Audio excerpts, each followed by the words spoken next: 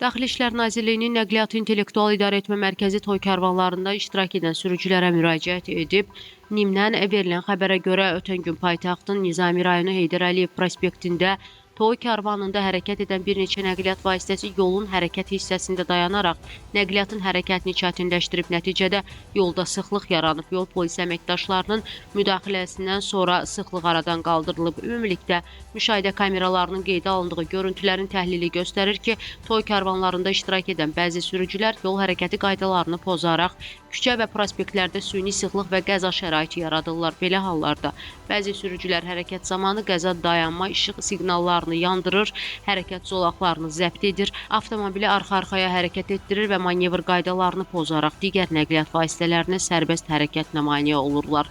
Daxili İşlər Nazirliyinin Nəqliyyat İntellektual İdarəetmə Mərkəzi sürücülərə bir daha müraciət edərək xatırladır ki, toy karvanında iştirak edən nəqliyyat vasitələri yolun sağ zolağı ilə ardıcıl şəkildə hərəkət etməli, süni sıxlıq və qəza şəraitinin yaranmasına yol verməməlidirlər.